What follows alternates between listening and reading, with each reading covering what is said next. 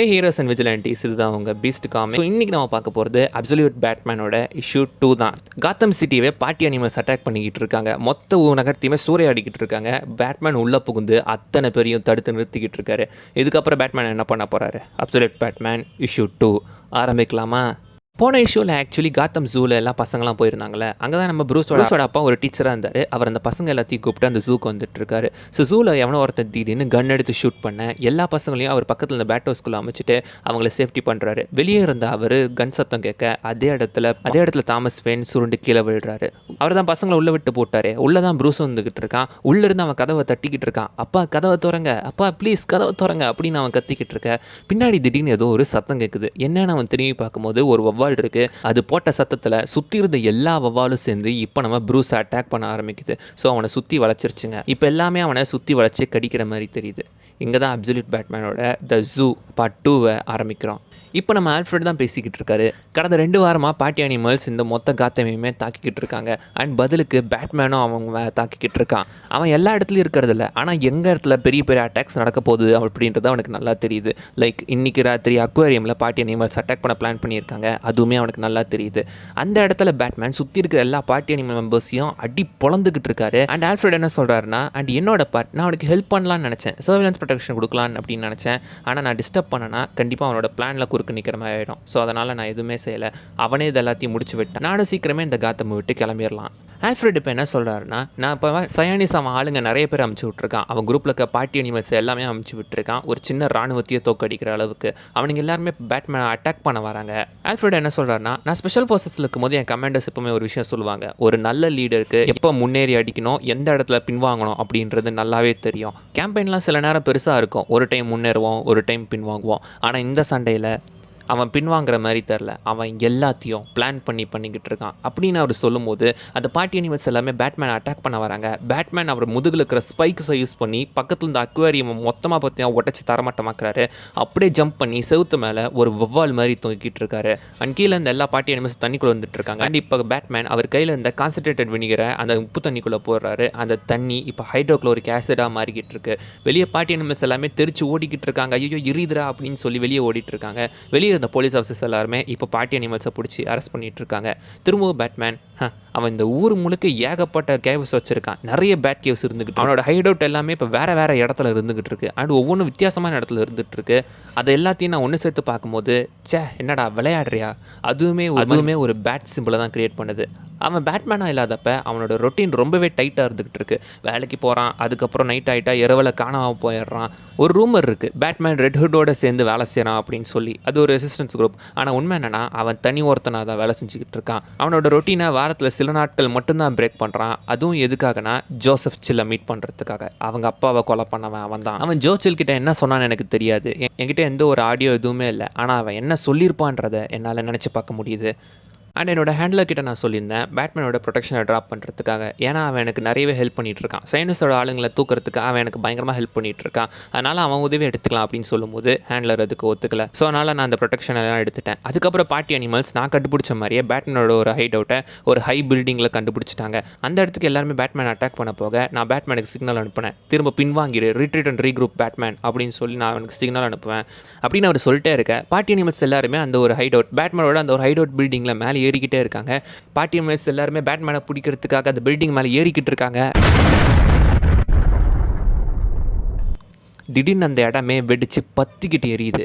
Party animals மற்ற எல்லாருமே தெரிச்சு ஓடிக்கிட்டு இருக்காங்க. அப்போ தான் எனக்கு ஒரு விஷயம் புரிஞ்சுது, அவன் எப்போவுமே பின்வாங்கிறது கிடையாது, முன்னேறி அடிக்கிற மட்டும் தான் அவன் செஞ்சுக்கிட்டு இருக்கான் அப்படின்னு அவர் சொல்லும் போதே அந்த பில்டிங் பத்திக்கிட்டு எரியுது. அதுக்கு முன்னாடி பேட்மேன் நின்றுக்கிட்டு இருக்காரு.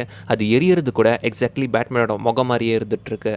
அண்ட் இப்போ ஒரு ஹாஸ்பிட்டலில் காட்டுறாங்க. அங்கே இருக்கிற டிவியில் நியூஸ் ஓடிக்கிட்டு இருக்கு. அவங்க என்ன சொல்கிறாங்கன்னா, இந்த ஊரில் இருக்கிற வன்முறை அதிகமாக இருந்துட்டு இருக்கு. ஆனால் போல்ஸ் எல்லாமே இப்போ பேட்மேனுக்கு தான் சப்போர்ட் பண்ணிக்கிட்டு இருக்காங்க. மக்களுக்கு பேட்மேனோட சப்போர்ட் அதிகமாக இருக்குது. இதுக்காக மேயர் ஹில்லோட அந்த ஒரு ரெஸ்பான்ஸ் என்ன அப்படின்னு கேட்கும்போது, நீங்கள் இப்போ அதை தான் பார்த்துக்கிட்டு இருக்கீங்க. மேயர் ஹில்லே எனக்கு தெரிஞ்சு சீக்கிரம் கரப்ஷன் சார்ஜஸ்க்காக கைது செய்யப்படுவார் போல் அப்படின்ற மாதிரி அவங்க நியூஸில் பேசிக்கிட்டு இருக்காங்க. அதை கேட்ட நம்ம ஜிம் கார்டன் பார்த்தீங்கன்னா ஆக்சுவலி ஒரு ஹாஸ்பிட்டலில் படுத்து கேட்டுட்டு இருக்காரு. புல்லாக் அந்த டிவியை கொஞ்சம் ஆஃப் பண்ணுறியா அப்படின்னு சொல்லும்போது, கண்டிப்பாக ஜிம்மி நீங்கள் அதை கேட்கணும்னு நினச்சிங்க, வெளியே என்ன நியூஸ் போதும் நீங்கள் கேட்கணும்னு தெரிஞ்சுக்குங்க அப்படின்னு நினச்சேன். அண்ட் இப்போ நமக்கு ஹெல்ப் பண்ணுறதுக்காக 4 ஆர்விஸையும் ஒரு எம்டியும் வர சொல்லியிருக்கு அப்படின்னு சொல்லும்போது, 4 ஆர்வி ஒரு ஏரா, உனக்கும் எனக்கும் நல்லாவே தெரியும் அவனுங்களை தடுத்து நிறுத்துறதுக்கு இந்த கன்ஸ் எல்லாம் பத்தாது அப்படின்னு. தெரியும், ஆனால் அட்லீஸ்ட் அவனை தடுக்கிறது யூஸ் ஆகும் அப்படின்னு சொல்லும்போது, பார்பா கார்டன் என்ன சொல்கிறாங்கன்னா, அவனை நீ பேட்மேனியா சொல்கிற, நீ பார்ட்டி அனிமல்ஸில் ஃபோக்கஸ் பண்ணணும் அப்படின்னு சொல்லும்போது, இவன் மேலே வரதுனால தான் அவங்களும் மேலே வந்துட்டு இருக்காங்க அப்படின்னு அவன் சொல்கிறான். அப்படியா, அவன் தான் நம்ம எல்லாரோட உயிரையும் காப்பாற்றினா, அதை நீ மறந்துட்டியா அப்படி சொல்லும்போது, பார்ப் உனக்கு அது தெரியாது, அவன் கண்டிப்பாக அவங்களோட சைடாக தான் இருக்கணும், அவன் அவங்களோட சீக்ரெட் பாக்கெட்னராக இருக்கலாம், அதனால தான் அவன் கூட வேலை செஞ்சு அவனை பெருசாக கட்டி நம்மளே எல்லாம் மொக்க பண்ண பார்க்குறானுங்க. இப்போ பார்பா என்ன சொல்கிறாங்கன்னா, அதனால தான் இந்த பார்ட்டி அனிமல்ஸ் எங்கெல்லாம் வராங்க அவனுக்கு டிப் கொடுக்குறான்னு நினைக்கிறியா, அவன் எதுக்காக அவனுங்களை எதிர்த்து ஃபைட் பண்ணணும் அப்படின்னு சொல்லும்போது, சைடில் ஏதோ ஒரு சத்தம், இன்டரப்ட் பண்ணுறதுக்கு மன்னிச்சிருங்க, ஆனால் அப்படின்னு சொல்லும்போது உள்ளே வரது யாரான்னு பார்த்தீங்கன்னா ஆக்சுவலி நம்ம மார்த்தா வேண்டாம், ப்ரூஸோட அம்மா. அவங்க வந்து பார்பரா கட்டி பிடிச்சிடுறாங்க. உங்கள் அப்பா எப்படி இருக்காங்க அப்படின்னு சொல்லும்போது, அவர் நல்லா தான் இருக்காரு, ஆனால் நான் சொன்னாலும் அவர் கேட்க மாட்டேன்றாரு அப்படின்னு சொல்லும்போது, புல்லாக்கு ஒரு ஃபோன் வருது, பார்ட்டி அனிமல்ஸ் திரும்பவும் பிரச்சனை பண்ணுறாங்க அப்படின்னு சொல்லி. இப்போ அவர் பார்த்தீங்கன்னா திரும்ப அந்த பார்ட்டி அனிமல்ஸை தேடி போயிட்டு இருக்காரு. இப்போ பார்த்தீங்கன்னா பார்பரா கார்டன் அந்த இடத்த விட்டு கிளம்பிடுறாங்க. மார்த்தா வேணும் நம்ம ஜிம் கார்டனை மட்டும் அந்த இடத்துலேருந்து பேசிகிட்டு இருக்காங்க. அவர் ரொம்பவே நல்ல குழந்தை, ஆமாம் ரொம்ப நல்லவ தான், ஆனால் இந்த உலகம், ஆனால் இப்படி ஒரு உலகத்தை தான் நம்ம உங்களுக்கு கொடுத்துருக்கோம் மார். நம்ம அவங்க வயசு இருக்கும்போது ரொம்ப கிரேஸியாக இருந்துட்டு இருந்தோம்ல, நம்ம நிறைய விஷயங்கள் செஞ்சோம், இந்த உலகத்தையே மாற்றலாம் நினச்சிக்கிட்டு இருந்தோம், ஆனால் இன்னும் அதை செய்ய முடியும் நீ நினைக்கிறியா அப்படின்னு அவர் சொல்லும்போது, உண்மைதான், ஆனால் நம்மளை விட அவங்க இன்னும் கிரேஸியாக இருந்தால் தான் இந்த விஷயத்தையெல்லாம் செய்ய முடியும். நீ பேசுகிறது தாமஸ் பேசுகிற மாதிரியே இருக்குது, எனக்கு தெரியல, ஆனால் உண்மையிலே நான் அவனை ரொம்ப மிஸ் பண்ணுறேன் ஜிம்மி, அவர் இருந்திருந்தால் கண்டிப்பாக அவருக்கு பேட்மேனை ரொம்பவே பிடிச்சிருக்கும் அப்படின்னு சொல்லும்போது, எனக்கு அவனை பிடிச்சிருக்கேன்னா கண்டிப்பாக அவனுக்கு பிடிச்சிருக்கும் அப்படின்னு சொல்லி ஜிம் கார்டன் இப்போ அந்த சிகரெட்டை வாங்கி பிடிச்சிட்டு இருக்காரு. நான் இந்த மேயர் ஆகிறதுலாம் எனக்கு ஏதோ கனவு மாதிரி இருக்குது அப்படின்னு ஜிம் கார்டன் சொல்லும்போது, உண்மைதான் என்றைக்கும் நிறைவேறாத கனவு, ஆனால் கனவு என்றைக்குமே நல்லாயிருக்கும் அப்படின்னு அவர் சொல்லிட்டு இருக்காங்க. இப்போ ஒரு பழைய விஷயத்தை பற்றி கேட்குறாங்க, உனக்கு தெரியுமா நான் அவனை கண்டுபிடிச்ச நாள் எனக்கு எப்படின்னு தெரியுமா அப்படின்னு சொல்லி.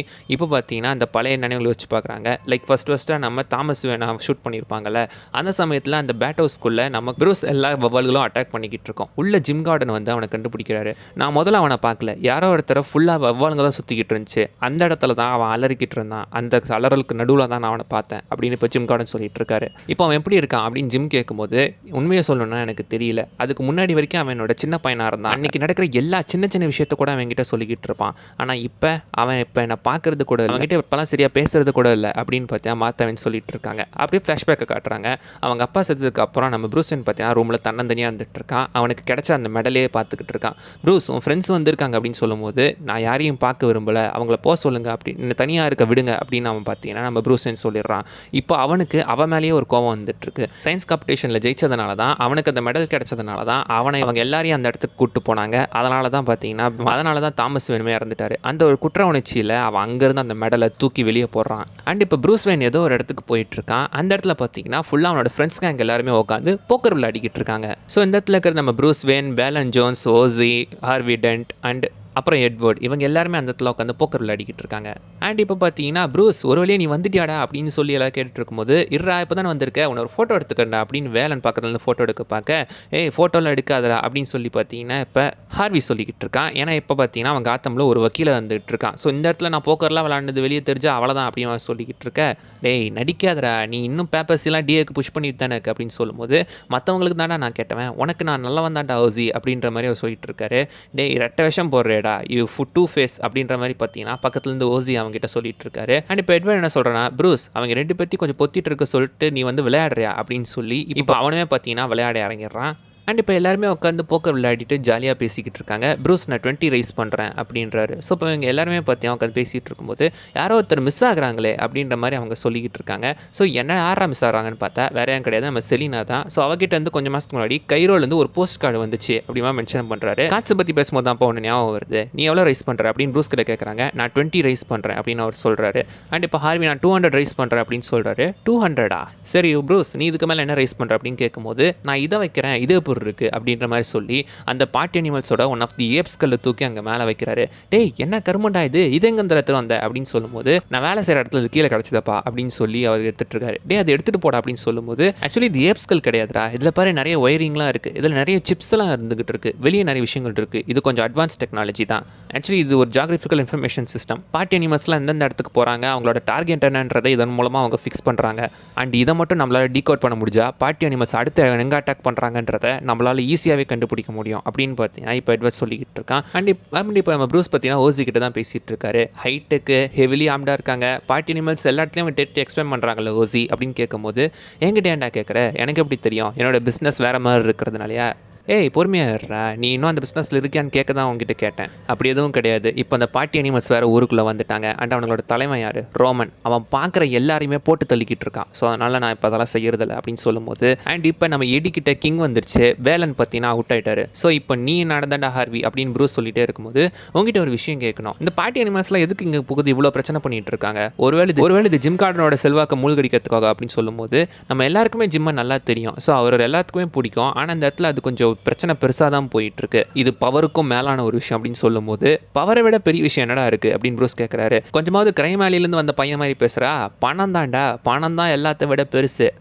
சரி இப்போ உங்ககிட்ட என்ன இருக்குது அப்படின்னு சொல்லும்போது, 3 ஏஸ் 4 ஜோக்கரும் கூட இருந்தா அப்படின்னு பார்த்தீங்கன்னா ப்ரூஸ் இப்போ அவரோட காட்ஸை கொடுக்குறாரு. அண்ட் அந்த பக்கம் ஜோக்கர்ஸ் எல்லாம் நம்ம என்னைக்கும் காத்தமில் வரவே இருக்கிறது இல்லை அப்படின்னு அவங்க சொல்கிறாங்க. அடுத்து நம்ம ப்ரூஸ் பேட்மேனாக மாதிரி ஃபார்மர் மேயர் ஹில்லோட அந்த ஒரு ஆஃபீஸுக்கு பில்டிங்குள்ளே இறங்கிட்டு இருக்காரு. இறங்கி உள்ளே போய் ஆஃபீஸ்க்குள்ளே என்னமோ சர்ச் பண்ணிக்கிட்டு இருக்காரு. அண்ட் அந்த டோரெல்லாம் ஓப்பன் பண்ணி சிஸ்டம்குள்ளே பார்த்தீங்கன்னா ப்ளக்இன் பண்ணி, கமான் நீ எங்கே இருக்க, எங்கடா இருக்க அப்படின்னு சொல்லி அவர் சிஸ்டமில் தேடிக்கிட்டு இருக்காரு.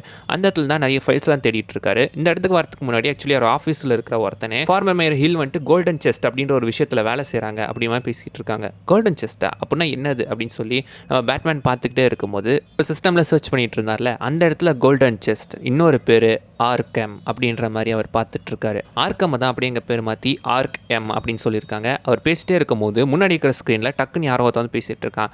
ஹோய் ஃபைனலி பேட்மேன், ஒரு வழியாக நம்ம மீட் பண்ணிட்டோம். ஆனால் இப்போ நம்மக்கிட்ட பேசுகிறதுக்கு ரொம்ப நேரம் கிடையாது. எனக்கு ஒன்று ரொம்ப பிடிச்சிருக்குடா, நீயும் என் ஆளுங்க மாதிரி தான். ஆனால் இந்த இடத்துல நீ வந்து தனியாக தொக்கா மாட்டிக்கிட்ட. நாங்கள் ஆல்ரெடி போலீஸ்க்கு துப்பு கொடுத்துட்டேன், அவங்களும் வந்துட்டாங்க. அண்ட் என் ஆளுங்களுமே இந்த பில்டிங்கை சர்வ் பண்ணிட்டாங்க. நீ இப்போ பண்ண வேண்டியதெல்லாம் பொழைக்கிறது மட்டும்தான் அப்படின்னு சொல்லிட்டே இருக்கும்போது, பார்ட்டி அனிமல்ஸை சேர்ந்தவங்க ஆப்போசிட் பில்டிங்லேருந்து இப்போ பேட்மேன் இருக்கிற அந்த ஒரு பில்டிங்கை பிளாஸ்ட் பண்ணிடுறாங்க. பேட்மேன் அந்த இடத்துலேருந்து சைடில் இந்த ஒரு லிஃப்ட் மூலமாக கீழே பார்த்தீங்கன்னா இறங்கிடுறாரு. இறங்கி அந்த இடத்துல இந்த ஒரு டோர்லாம் ஓப்பன் பண்ணி கீழே பார்த்தீங்கன்னா ஜம்ப் பண்ணுறாரு. உள்ளுக்குள்ளே பார்த்தா நம்ம ஆல்ஃப்ரெட் இருந்துட்டு இருக்காரு. ஆல்ஃப்ரெட் என்ன சொல்கிறாருன்னா, நான் சொல்கிறத கேளு, நீ ஒரு பெரிய டெடெக்டிவ் தான், ஆனால் நான் நிறைய விஷயங்கள் பார்ட்டி அனிமல்ஸ் பற்றி தெரிஞ்சுக்கிட்டேன், நம்ம ரெண்டு பேரும் அதை பற்றி பேசணும் அப்படின்னு சொல்லும்போது, பேட்மேன் முடியாதுன்னு சொல்லிடுறாரு. நாம நினச்சா நம்ம 2 பேரும் ஒருத்தர் உதவி பண்ணிக்க முடியும், உனக்கு நான் ஹெல்ப் பண்ணுறேன், எனக்கு கொஞ்சம் டைம் கொடு அப்படின்னு சொல்லும்போது, பேட்மேன் 30 செகண்ட்ஸ் 30 செகண்ட் தான் டைம் கொடுப்பேன் அப்படின்றாரு. சரி நான் உங்ககிட்ட ஒரு விஷயம் சொல்லணும், இவனுக்கு இந்த ஊரில் எல்லா இடத்துலையுமே இருக்கானுங்க, ஸோ நம்ம ஏதாவது சேஃபான இடத்துல போய் பேசணும், என்கிட்ட ஒரு கார் இருக்குது, ஆமாம் உங்ககிட்ட கார் இருக்கா அப்படின்னு சொல்லிட்டே இருக்கும்போது, நீ அது மேலே தான் நிற்கிற அப்படின்னு பேட்மேன் சொல்லிட்டு டக்குன்னு ஆக்சிலேட்டர் அமுக்குறாரு. அந்த இடத்த பொழந்துக்கிட்டு பார்த்தீங்கன்னா உள்ளேருந்து ஒரு பெரிய புல்டோசர் வந்துக்கிட்டு இருக்குங்க. லிட்ரலாக இதுதான் பேட் மொபைல், இந்த யூனிவர்ஸை பொறுத்த வரைக்கும் இதுதான் பேட் மொபைல். ஒரு புல்டோசர் கணக்காக இருந்துகிட்டு இருக்கு. இந்த யூனிவர்ஸில் எல்லாமே பிரம்மாண்டமாக தான் இருந்துகிட்டு இருக்கு. அண்ட் இப்போ பழைய ப்ரூஸ்வேன், சின்ன வயசு ப்ரூஸ்வேன் பார்த்தீங்கன்னா அவன் ரூமில் உட்காந்து அழுதுட்டு இருக்கும்போது, அண்ட் நீ எதையா தொலைச்சிட்டியா அப்படின்னு சொல்லி வெளியே இருந்து ஒரு சத்தம் கேட்குது. யாரா நம்ம ப்ரூஸ்வேன் பார்க்கும்போது, செலினா அப்படின்னு சொல்கிறாப்புல. வெளியே இருக்கிறது நம்ம செலினா தான், வா வந்து எடுத்துக்கோ அப்படின்னு அவள் சொல்கிறதோட இந்த இஷ்யூ பார்த்தீங்கன்னா முடியுது.